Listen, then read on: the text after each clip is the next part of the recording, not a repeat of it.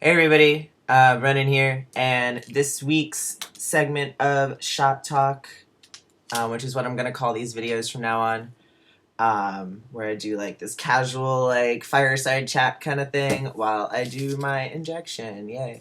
I don't really care if you're needle squeamish. Get over it. Like, this is my life. This is a daily part of my life. I was never a big fan of needles before, but yeah. So I guess trigger warning for needles if you need that.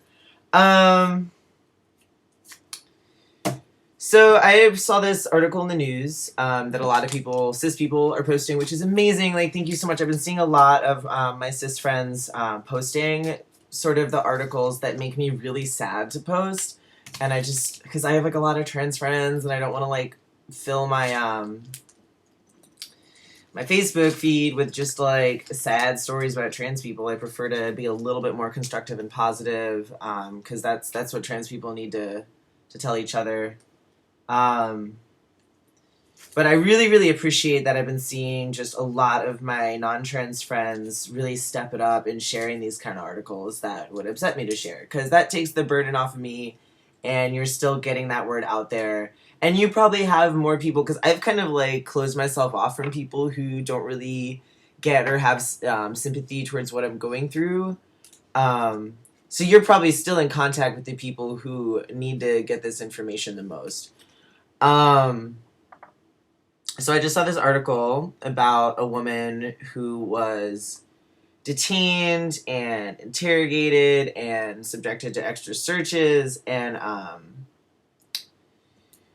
missed her flight, made to miss a flight, and like expelled from the Orlando airport because A, Florida is a piece of garbage, and B, she's transgender. She happens to have been born male. Her ID happens to still reflect that. Her penis is an anomaly that made her a suspicious traveler. So this might sound like super crazy to people who are not transgender, especially towards people who are kind of the mindset that things are all changing for queer people in the United States. I mean, they are. There's definitely been some change. We can talk about visibility in movies. We can talk about visibility, like, actors who have come out. We can talk about same-sex marriage. That's my, like, I'm an anarchist and I hate marriage face.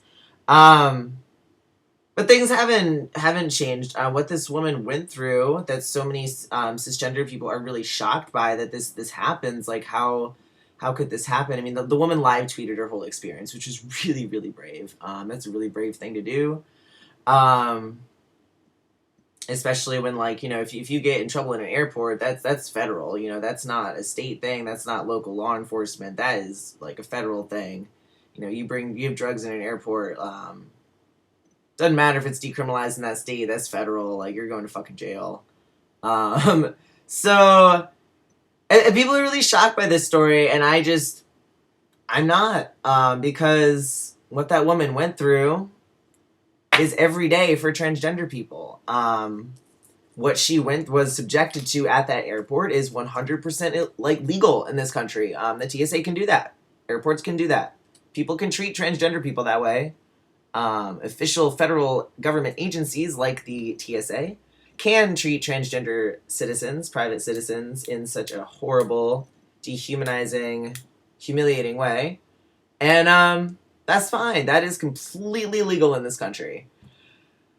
That surprises a lot of people. It does not surprise me because, since I came out, it's been a lot of experiences of daily harassment and daily things like this that I have to deal with. I'm going to talk about that a little briefly. It's something I don't really speak about, which maybe could be useful because I think people have some idea that, like, because I don't mention these things that have happened to me, like sort of like the more negative stuff that I prefer not to dwell on about being trans, that it hasn't happened. I've been harassed by police. I've been, profiled by police. I've been interrogated about my genitals by everybody, from strangers at parties who I disclosed to or had to disclose to or overheard something. to people in emergency rooms, nurses being like, oh my God, so when did you have the surgery? And I'm like, that's a fucking rude question. Like, do you need to see my vagina right now? Because I just got hit by a car on my bike. Pretty sure my vagina didn't get hit by the car. Pretty sure it was like my upper body.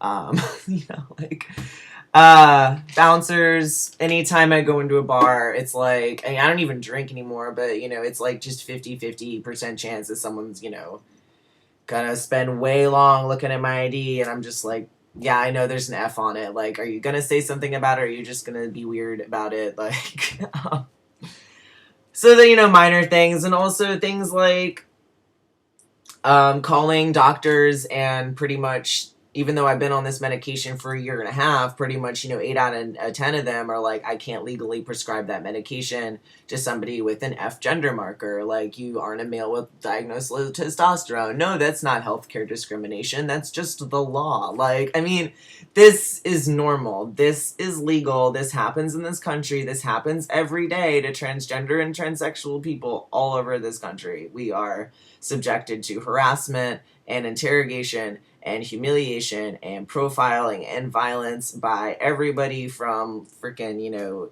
your everyday layperson to police to EMTs to psych cops to bouncers to TSA officials to doctors to, like, it's everybody. Like, this is normal. Something that would change this would be if federally, I don't know how I feel about that. I tend to be more of like a state government sort of person. But states differ so much culturally, which I don't think is necessarily a bad thing that regionally this country differs. I think that in a country this big, that's just how it is. But I believe really strongly in state rights and local governments as being more effective and less bureaucratic and a quicker turnaround in getting things done than federal government. But there should be, just somewhere in the United States, a standard procedure for changing your gender markers on federal identification. Like, John Oliver did a really great segment about that. He says they ask you your weight. Like, they don't make you prove your weight. They don't make you step on a scale and prove how much you weigh. They don't, like, make you prove your height. But you have to bring supporting documentation over your gender markers. If I were to try and like slip in just an M if I try to renew my license, it's like, well, why was your last ID an F? Like, when we get proof that, where's your birth certificate? Oh, there's no federal procedure anywhere for changing, like, the gender marker on your birth certificate. Some states require a letter from a doctor, which is, like, I guess understandable. I don't really get that. I don't really get why what I do with my life needs, like, medical approval. I mean, I guess, like, for my own personal reasons, like, I want to be safe about what I'm doing, so I do go to doctors. I do get blood work done. I'm very, very vigilant about my health, which has been very new, and only since I came out that I give a shit about my body, and stop pouring, like, booze and drugs and just not taking care of it, Shit, where was I going with that? Other states require, like I said, doctor's letters. Other states require, like, a doctor's letter and having, like, lived a certain amount of time, usually a year or more, in the opposite gender, and you have to, like, prove that you've done that. Which, actually, a really cool artist, she did a project of that where, to show how ridiculous that is, at the same time that she was going through this whole, like, trial period of living as a woman, she's trans feminine. She also wrote this, like, did this whole performance art project where that whole time she was also playing Second Life as a dragon and was talking about how she was living as a dragon for, like, a year. Like, it was, like, to like, prove that she could, like, be, like, trans dragon. Just show how ridiculous it is, like, having to, like, prove that you occupy this, like, other world that really isn't, like, another world. It's stupid.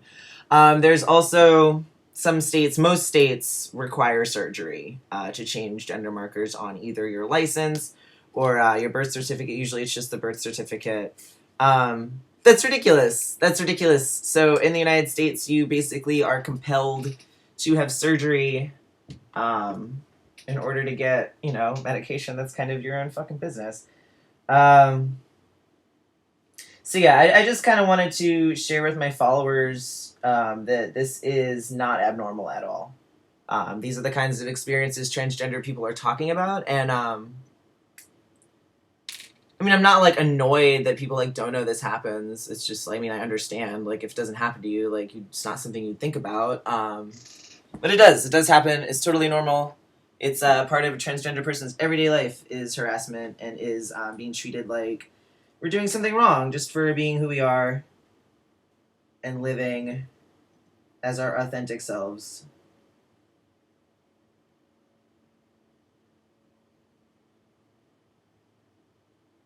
So